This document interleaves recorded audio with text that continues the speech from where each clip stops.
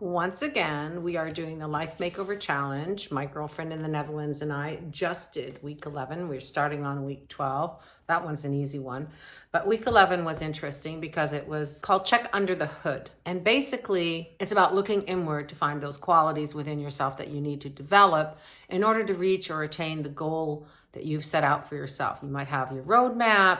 You might know what you want to achieve, but there's something missing. And you have to look inside yourself to look for the qualities that you need to get to reach that goal. And one of the ways to do that is to very successful at what you want to do and write down their qualities and find out what it is about them that makes them reach those goals and be successful. So, first of all, a quote, which I just love this quote. What lies behind us and what lies before us are tiny matters compared to what lies within us. Ralph Waldo Emerson. Pretty powerful words and very true, because we need to develop these qualities in order to grow and to change and to reach those goals. Talked to my friend about it. 20 years ago, the person I picked was Nora Roberts. She is still a very successful romance novelist, has written tons of books, made tons of money. She's written books as J.D. Robb, made tons of money. She even has a town that she made in Maryland. I mean, it's really cool. She's an amazing human being. And like, who else would you rather be than Nora Roberts if you too want to be a romance author? So 20 years ago, I wrote down the qualities that I thought made her very successful. She's determined, she's motivated, she delayed her gratification, she sat in the chair every day for hours and hours and hours on end, and she did not give up. She was very motivated. So she was my idol. And still is in so many ways. She's an amazing human being and she has done so much. So I emulated her. Well, it took me 8 years to get published, but I tried and tried and tried. I did not give up. That was the start of my writing journey. I sold in 2013 to a small boutique publisher.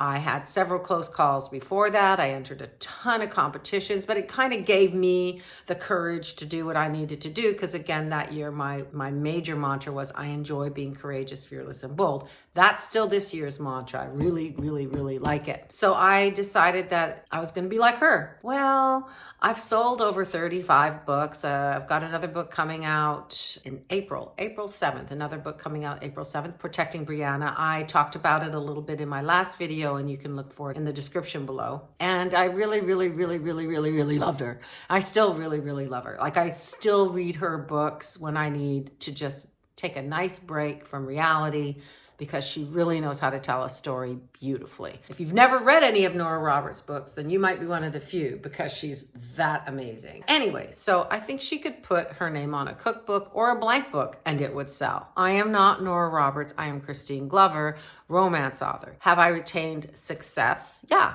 I sold a book. I sold lots of books. I had a contract. I went all indie. I worked with another author in a special world on Amazon until it folded because Amazon decided to get rid of Amazon Worlds. I have continued to pursue my craft. I continue to write. I continue to publish. I continue to do all the things that I feel are necessary to do the thing I love, which is writing and publishing romance novels. Right now they are romantic suspense, bodyguard protector stories, and I absolutely love my little world that I'm working in, Fernwood, Georgia. But success is different for different people, and for me, success did not come in a big paycheck. So just sitting in the chair and writing the words and doing the best I can and still writing, all these years later, 13 years later, let's say I sold my first book when I was 50, I'm 63 now. Just to do that, I think that's pretty successful. So how do I approach this whole new check under the hood thing now? I'm 63, like trying new things, but what do I really want to do? What's my new goal? What's my new desire for success? And quite frankly, I decided that I didn't want to be like anybody else. I don't want to develop qualities that belong to someone else. I want to work on the qualities that I already have. And I also want to celebrate the fact that I'm still standing. I'm still doing the things. I'm still celebrating life. And those are different kinds of successes. So I really, really loved Nora Roberts and I still emulate her, but I'm never going to have a town in Maryland. It's not going to happen. Maybe, I don't know, but so far, no. So here I am, 13 years later. I'm a USA Today bestseller. I've got over 30 books published, and I'm still doing what I love. But I'm also weaving that into trying new things and finding other parts of myself that I may have neglected, like my body, taking care of my health, doing this vlog because I just really like doing it. And it's not about becoming super successful with it. I just want to do it and learn. So basically, I feel like what I'm working on now is very different. And actually, my definition of success is different too. It's not just about money and fame. So I didn't have a specific goal or a plan in place for where I want to be in 10, 20, 15, 100 years from now. I talked to my friend about it, and she also pretty much agreed with me that we are rich in ways that are not tangible. We have good friendships, we have solid marriages, we are committed to making a difference in our communities that are close to us, and we support the people that we love. And we feel like we are rich in those ways. So, that's a great way to feel successful. Like, I've got loads of friends, I've got a wonderful husband, great daughter. She found a good guy. I think that's pretty awesome. We have a healthy lifestyle, or a healthier one. We definitely work out more. We're taking good care of our bodies. We're able to travel more than a lot of people can, although might have to do a little bit less now that gas prices are up, but hey, we're all in that boat. And those are ways that we are rich in ways that cannot be measured. So my goals generally are just to keep writing and doing what I love, and to keep being a friend and a wife and a supportive person to the important people in my world. And even through this blog, if I can be a support to people who are looking for positivity and ways to connect and ways to feel like they can be visible now, even in their 50s and 60s and 70s and beyond, then I feel like I'm doing a fun thing, and it's great. So then in looking at all of this, I thought, well, let's look at some people who are older than I am, or around the same age, who are in industries and fields, particularly acting and singing and those kind of professions, who are doing everything that they love well and still going strong. And they're showing up and doing the work, and they're doing it in a very male-dominated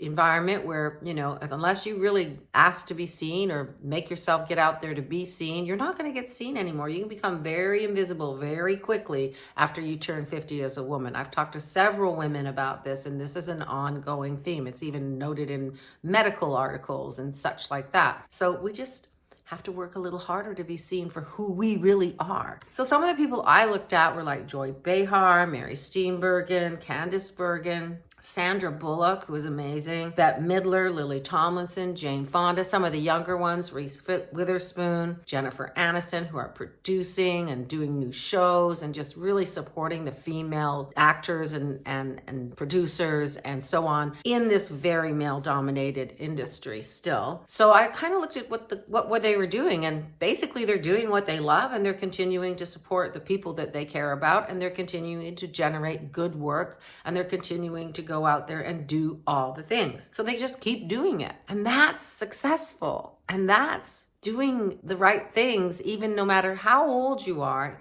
If you can get up out of bed, put both feet on the ground and face the day, maybe a little slower or a little more tired sometimes, but generally like, hey, I got something I want to do today. I have a book I want to write. I have a book I want to produce. I have marketing to do. I have a friend I want to support by editing her work. I have all kinds of different things that I want to do that keep me focused and motivated. I have a gym to go to. I'm looking after my body. I want to take care of myself. I want to be here as long as possible. And I don't want my daughter to have to deal with a mother who is unable to walk or talk or take care of herself because I didn't take care of myself to begin with. So it's very important that I go to the gym. I have a personal trainer at my gym at Crunch. I work out 5 to 6 days a week. I work out every day that I can, even if it's just showing up and doing a little workout. If I can get to the gym, if it's not a busy day, that's what I do. So the big thing is they keep doing, and I keep doing what I love, and I am showing up. I'm not taking a break from life just because I hit a certain age. And I don't think, that's just not who I am. So I think that's the key. Keep showing up, keep going. You can rest, but do it in balance. Like the energy levels are maybe different in your 60s, 70s, and 80s, but that doesn't mean you can't be active and involved in some capacity as long as your mind is working and strong. And that's the other goal. Keep my mind working and strong, learning how to edit videos, learning how to come up with topics for a vlog. Learning eventually how to do shorts would be good. I'm still working on that. I only got one out there and I have no idea what I did or how I did it, but here we are. I'm learning, and learning is important. So I think if you do the things that you love because they keep you young at heart, then that keeps you engaged with your community and with your world, and that makes it a better lived life. And so then when curveballs come your way, like we wanted to do 3 big trips this coming up year in the next year, but gas prices kind of went crazy wild because there's this little thing called a war happening in Middle East, and it's causing fuel prices to go up. So it's getting more expensive to fly. So I sat down and I was like, okay, where do we prioritize our travel? Well, we've done this and this and this already. Let's prioritize where we really want to go in September, which is Europe. And hopefully we can make that happen. There are worse problems in the world to have than having to pay a little bit more money for a trip somewhere, because honestly, we have a very good life. And I feel very blessed and very fortunate that I have this life. You know, it didn't come easy for us. We started off with very little, but we have had a lot of opportunities come our way, and we've taken advantage of those opportunities because we don't just believe in luck. We believe that luck is what happens when preparation meets opportunity, and we're always preparing stuff. Like even the physicist, he's 10 years older than I am. He's doing math. He's doing physics. He's going out and hitting golf balls. He's going to the gym 4 days, 5 days a week. He's got a personal trainer. He's learning new things. He hasn't stopped learning. He hasn't stopped doing the things that he loves because he is an active and engaged person. And that makes him active and engaging to be with, at least for me. And I think some of our friends too. So I think if you do the things that you love, they will keep you young at heart and they will help you be engaged in the world and the community, however capacity you want to be engaged. And I think those are signs of success. So what 3 qualities do I think I need to continue building on and working on in my little world, in my corner? Well, continuing to be determined and motivated to do the things. Like there is no like, oh, I'm just going to blow off this day. There might be, I might blow off this afternoon or something. But in general, I get up every day with a goal in mind. Sometimes I go about it a little slower, but I always have something to do. I am not at a loss for things to do. I'm not at a loss for things to plan. And I am not at a loss for people to call, to have nice, lovely, long conversations with, because I nurture my relationships with my friends and my family that I'm close to. So definitely being authentic, being determined, and also taking a few risks. They can be calculated risks, but without risk, there is no gain. Even now, even at 63, 73 for the physicist, you know, there's just no gain if you don't try anything new. So this is new. This vlog is new. Doing the shorts is new. I'll try another one this weekend. That's on my list of things to do for the week. I still have a pretty heavy list, but I kind of feel like that's what makes life rich and successful, is doing the things that you love, focusing on making a positive difference in the world.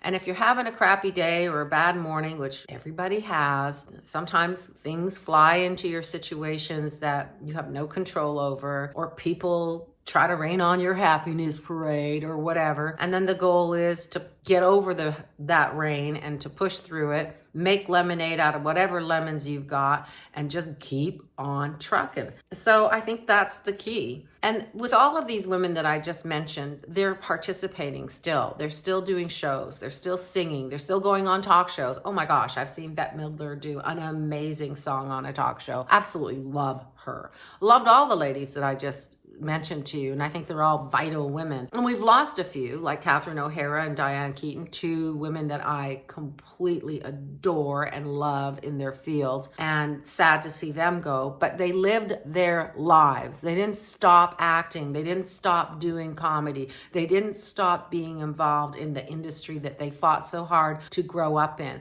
They continued. And I think that's the key. In whatever you do, you don't have to keep working full time, but find a place to make a difference. Be a part of your community, volunteer, hang out with your grandkids, have fun with them, do everything and hang out with your grandkids, take in a shelter animal, do the things that you love, that you loved when you were younger, that you can still do now. Because we don't know when our ticket's going to get punched. It could be tomorrow. It could be 30 years from now. It could be next week. It could be in a Costco parking lot. That almost happened to me once. Ooh, thank God it didn't. But you know, life is life, and we only got one. And one of the things that I read a while ago is that life is like a dot and a dash and a dot. that dash goes by really fast. Like, you have no idea. If you're younger and you're watching this and you're going, oh, no.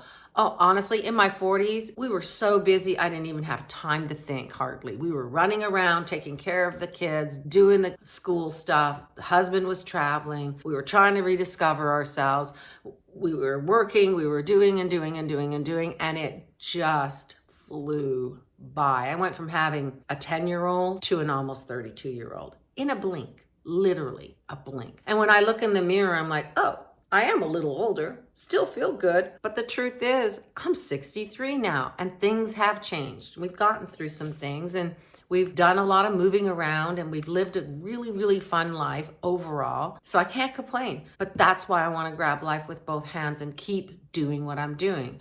And I hope that you can too. Ultimately, to me, with this particular chapter, I came into it a very different person than I was 20 years ago. 20 years ago, I wanted to reclaim a dream that I'd had since I was a child that kept getting put to the side. Life kept on happening. I was on my own at 16. I had to find a way to pay the bills. I went to college later in life. After I graduated college, there was work, there was buying a house, then there was having the kid, then there was the husband working all the time. And I kind of lost a little bit of myself, but I rediscovered her 20 years ago, and that was the writer within me. And I'm really glad I did it 20 years ago. I'm still writing. I love writing. As long as the stories come to me, I'm going to keep on doing them. I'm going to keep writing them and I'm going to keep publishing them. I'm going to keep reading other people's stories and helping them refine their stories. I'm going to keep looking for a writing book reading community and make connections there because it's my passion. But I have other things that I'm also passionate about now, and I'm trying to find a good balance, and I think we're getting there. So ultimately, for me, success is not about money or fame or fortune. Some of the most successful people I know aren't rich or famous. They're just really good at being genuinely good, kind, giving people who make a difference in their little corners of the world, and they make my heart happier. So it's just about showing up. Show up, be your authentic self, try new things, be a risk taker, calculated, like I'm not jumping out of a plane. Some of my friends are going to jump out of planes. I am not that girl, but I can try new things that are stimulating to me intellectually because I love to learn and I've always been like that. So that's my takeaway on this week's chapter. I checked under the hood and I decided what's under the hood is pretty solid. I've got a pretty good engine in there and I've done all the things, and now I'm just happy to explore new regions and new ideas with the skills and the qualities that I already have, and not put any extra pressure on myself that it has to have a financial reward, because that's not why I'm doing these things. I'm doing them because I love them. And I know a lot of writers who don't make a lot of money, and trust me, they are doing the writing because they can't not write. Well, it's like breathing to us, but there are other things that I am doing within myself, within my community, that I feel make me successful in a different way. I might not be rich, but my life is rich. And that's the goal. That's the ultimate success, living a rich, full, happy, fulfilled life. I hope you enjoyed this video. If you did, please give me a thumbs up. If you'd like to subscribe, that would be great. Like, again, not going for success, just having my little vlog and learning new things. But if I can in some way inspire you, then great. Let me know. Drop me a comment. And I look forward to spending more time with you in the future.